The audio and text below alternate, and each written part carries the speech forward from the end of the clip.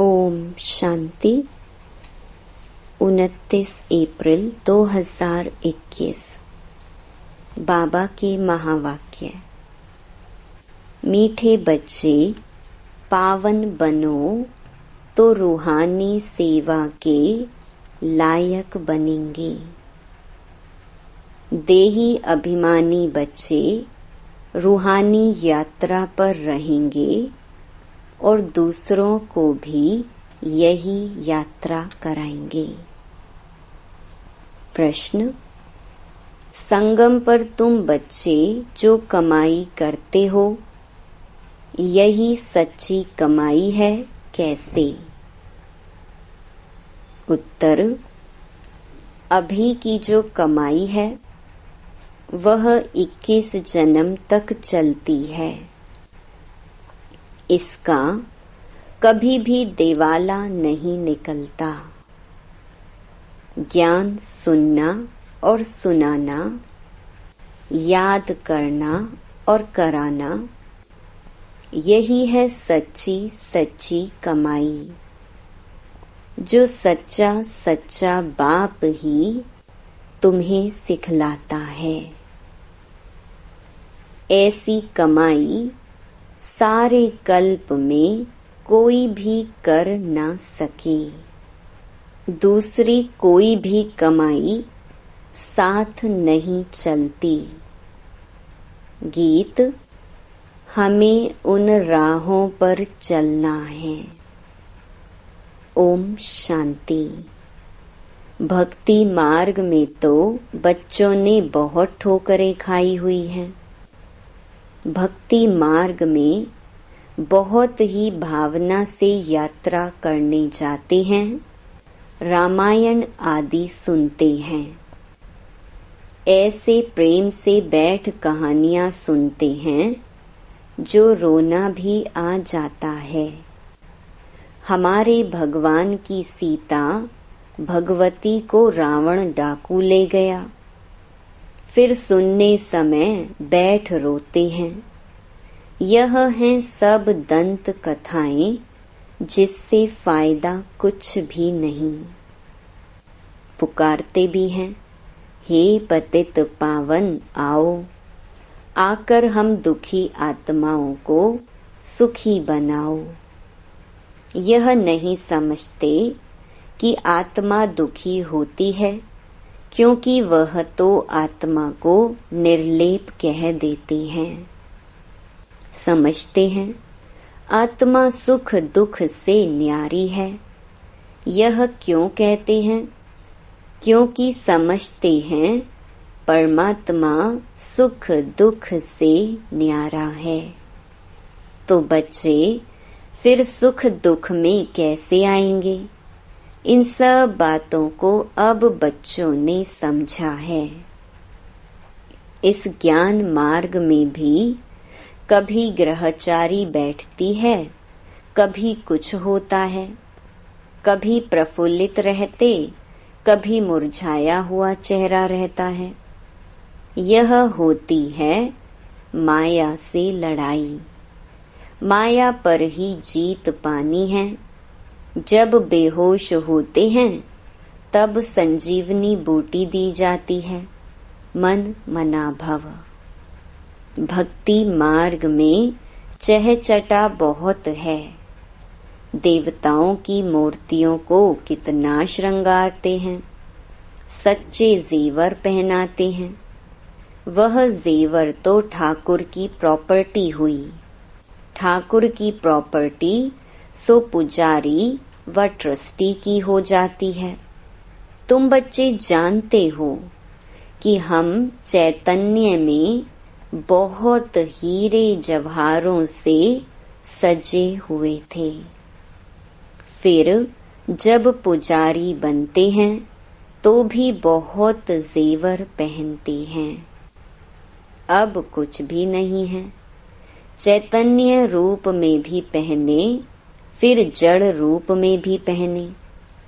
अब नो जेवर, बिल्कुल साधारण है। बाप कहते हैं, मैं साधारण तन में आता हूँ, कोई राजाई आदि की ठाठ बाट नहीं है। सन्यासियों के भी बहुत ठाठ बाट होते हैं। अभी तुम समझ गए हो बरोबर सतयुग में कैसे हम आत्माएं पवित्र थीं। शरीर भी हमारे पवित्र थे। उन्हों का श्रृंगार भी बहुत अच्छा रहता है। कोई खूबसूरत होते हैं तो उनको श्रृंगार का भी शौक रहता है। तुम भी खूबसूरत थे तो बहुत अच्छे अच्छे जेवर पहनते थे, हीरों के बड़े हार आदि पहनते थे। यहाँ हर चीज सांवरी है। देखो गौएं भी सांवरी होती गई हैं। बाबा जब श्रीनाथ द्वारे गया था तो बहुत अच्छी गौएं थीं। कृष्ण की गऊ बहुत अच्छी दिखाते हैं। यहाँ तो देखो कोई कैसे हैं, क्योंकि कलयुग है। ऐसी गौएं वहाँ होती नहीं। तुम बच्चे विश्व के मालिक बनते हो। तुम्हारी सजावट भी वहाँ ऐसी सुंदर रहती है। विचार करो, गौएं तो जरूर होनी चाहिए। वहाँ की गौओं का गोबर भी कैसा होता होगा, कितनी ताकत होगी। जमीन को खाद चाहिए ना, खाद डाली जाती है तो अच्छा अनाज पैदा होता है। वहाँ सब चीजें अच्छी ताकत वाली होती हैं। यहाँ तो कोई चीज में ताकत नहीं है। हर एक चीज बिल्कुल ही पावरलेस हो गई है। बच्चियां सूक्ष्म वतन में जाती थीं, कितने अच्छे अच्छे बड़े फल खाती थीं, शूबी रस आदि पीती थीं। ये सब साक्षात्कार कराते थे। माली वहाँ कैसे फल आदि काट कर देते हैं। सूक्ष्म वतन में तो फल आदि हो न सके। यह साक्षात्कार होता है। वैकुंठ तो फिर भी यहाँ होगा ना। मनुष्य समझते हैं वैकुंठ कोई ऊपर में है। वैकुंठ ना सूक्ष्म वतन में ना मूल वतन में होता है, यहाँ ही होता है। यहाँ जो बच्चियां साक्षात्कार करती हैं वह फिर इन आँखों से देखेंगे। जैसी पोजीशन ऐसी सामग्री भी रहती है। राजाओं के महल देखो कैसे अच्छे अच्छे होते हैं। जयपुर में बहुत अच्छे अच्छे महल बने हुए हैं। सिर्फ महल देखने लिए मनुष्य जाते हैं तो भी टिकट रहती है। खास वह महल देखने लिए रखते हैं, खुद फिर और महलों में रहते हैं। सो भी अभी कलयुग में। यह है ही पतित दुनिया। कोई अपने को पतित समझते थोड़ी हैं।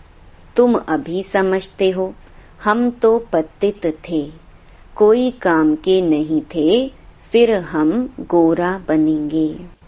वह दुनिया ही फर्स्ट क्लास होगी।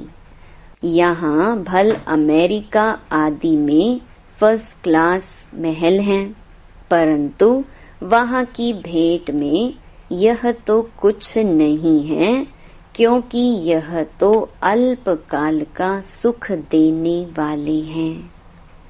वहाँ तो फर्स्ट क्लास महल होते हैं, फर्स्ट क्लास गौएं होती हैं, वहाँ ग्वाले भी होते हैं। श्री कृष्ण को ग्वाला कहते हैं ना।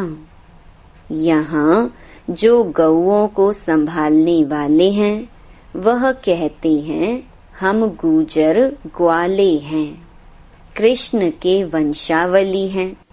वास्तव में कृष्ण के वंशावली नहीं कहेंगे, कृष्ण की राजधानी के कहेंगे। साहूकारों के पास गौएं होंगी तो गुजर संभालने वाले भी होंगे। यह गुजर नाम सतयुग का है, कल की बात है। कल हम आदि सनातन देवी देवता धर्म के थे, फिर पतित बने हैं तो अपने को हिंदू कहला देते हैं। पूछो, तुम आदि सनातन देवी देवता धर्म के हो व हिंदू धर्म के हो? आजकल सब हिंदू लिख देते हैं। हिंदू धर्म किसने स्थापन किया? देवी देवता धर्म किसने स्थापन किया? यह भी कोई नहीं जानते हैं। बाबा यह प्रश्न पूछते हैं, बताओ आदि सनातन देवी देवता धर्म किसने स्थापन किया? शिव बाबा ब्रह्मा द्वारा कर रहे हैं। राम व शिव बाबा की श्रीमत पर आदि सनातन देवी देवता धर्म स्थापन हुआ। फिर रावण राज्य होता है, विकारों में जाते हैं, भक्ति मार्ग शुरू हो जाता है, तब हिंदू कहलाने लगते हैं। अभी अपने को कोई देवता कह ना सके। रावण ने विशेष बनाया, बाप आकर वाइसलेस बनाते हैं। तुम ईश्वरीय मत से देवता बनते हो। बाप ही आकर तुम ब्राह्मणों को देवता बनाते हैं। सीढ़ी कैसे उतरते हैं, यह तुम बच्चों की बुद्धि में नंबरवार बैठता है। तुम जानते हो, और सभी मनुष्य आसुरी मत पर चल रहे हैं और तुम ईश्वरीय मत पर चल रहे हो। रावण की मत से सीढ़ी उतरते आए हो। 84 जन्मों के बाद फिर पहला नंबर जन्म होगा। ईश्वरीय बुद्धि से तुम सारे सृष्टि के आदि मध्य अंत को जान जाते हो। यह तुम्हारा जीवन बहुत अमूल्य है, इनकी बहादुरी है। जबकि बाप आकर हमको इतना पावन बनाते हैं, हम रूहानी सेवा के लायक बनते हैं। वह है जिस्मानी सोशल वर्कर जो देही अभिमान में रहते हैं।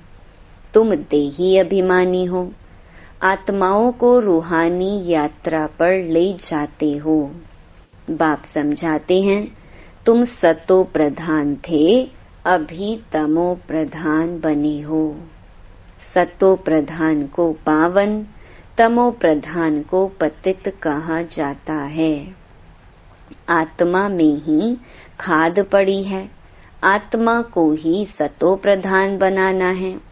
जितना याद में रहेंगे उतना पवित्र बनेंगे, नहीं तो कम पवित्र बनेंगे। पापों का बोझा सिर पर रह जाएगा। आत्माएं तो सभी पवित्र होती हैं, फिर हरेक का पार्ट अलग है। सबका एक जैसा पार्ट हो न सके। सबसे ऊंच बाबा का पार्ट, फिर ब्रह्मा सरस्वती का कितना पार्ट है। जो स्थापना करता है वही पालना भी करता है। बड़ा पार्ट उनका है। पहले है शिव बाबा, फिर है ब्रह्मा सरस्वती जो पुनर्जन्म में आते हैं। शंकर तो सिर्फ सूक्ष्म रूप धारण करते हैं। ऐसे नहीं कि शंकर कोई शरीर का लोन लेते हैं। कृष्ण को अपना शरीर है। यहाँ सिर्फ शिव बाबा शरीर का लोन लेते हैं। पतित शरीर पतित दुनिया में आकर सेवा करते हैं।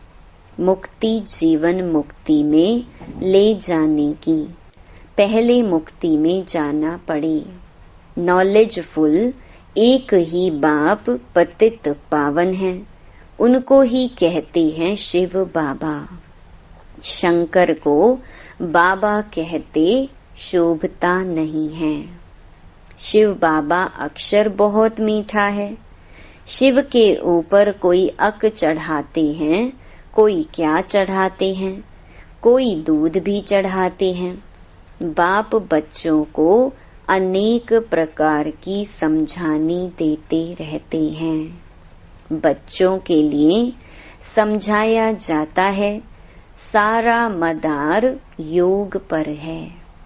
योग से ही विकर्म विनाश होंगे। योग वाले को ज्ञान की धारणा भी अच्छी होगी।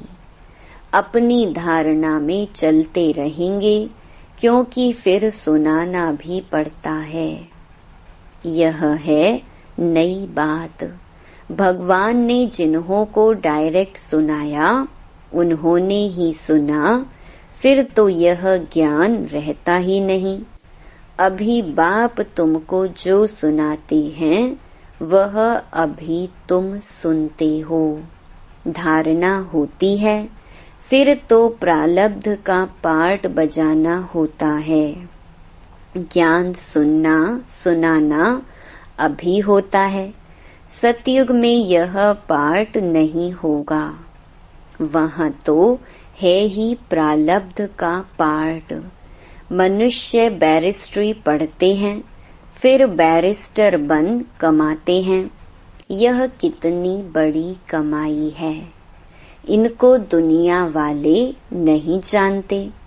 तुम जानते हो, सच्चा बाबा हमको सच्ची कमाई करा रहे हैं। इनका कभी देवाला निकल ना सके। अभी तुम सच की कमाई करते हो। वह फिर 21 जन्म साथ रहती है। वह कमाई साथ नहीं देती। यह साथ देने वाली है, तो ऐसी कमाई को साथ देना चाहिए। यह बातें तुम्हारे सिवाय और कोई की बुद्धि में नहीं है। तुम्हारे में भी घड़ी घड़ी कोई भूल जाते हैं। बाप और वर्षे को भूलना नहीं चाहिए। बस बात एक ही है। बाप को याद करो। जिस बाप से 21 जन्म का वर्षा मिलता है। 21 जन्म निरोगी काया रहती है। बुढ़ापे तक अकाले मृत्यु नहीं होती। बच्चों को कितनी खुशी होनी चाहिए। बाप की याद है मुख्य। इसमें ही माया विघ्न डालती है, तूफान लाती है। अनेक प्रकार के तूफान आते हैं। तुम कहेंगे बाप को याद करूं, परंतु कर नहीं सकेंगे। याद में ही बहुत फेल होते हैं। योग की बहुतों में कमी है। जितना हो सके योग में मजबूत होना चाहिए। बाकी बीज और झाड़ का ज्ञान कोई बड़ी बात नहीं है। बाप कहते हैं, मुझे याद करो। मुझे याद करने से, मुझे जानने से तुम सब कुछ जान जाएंगे। याद में ही सब कुछ भरा हुआ है। स्वीट बाबा शिव बाबा को याद करना है। ऊंच ते ऊंच है भगवान। श्रेष्ठ ते श्रेष्ठ वह है।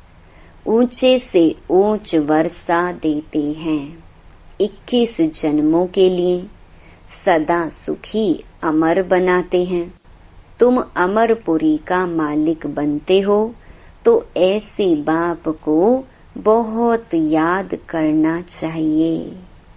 बाप को याद नहीं करेंगे तो और सब कुछ याद आ जाएगा। अच्छा, मीठे मीठे सिकिलधे बच्चों प्रति माता पिता बाप दादा का याद प्यार और गुड मॉर्निंग। रूहानी बाप की रूहानी बच्चों को नमस्ते। धारणा के लिए मुख्य सार। पहला, यह ईश्वरीय जीवन बहुत बहुत अमूल्य है। इस जीवन में आत्मा और शरीर दोनों को पावन बनाना है। रूहानी यात्रा में रहकर दूसरों को यही यात्रा सिखानी है। दूसरा, जितना हो सके सच की कमाई में लग जाना है। निरोगी बनने के लिए याद में मजबूत होना है।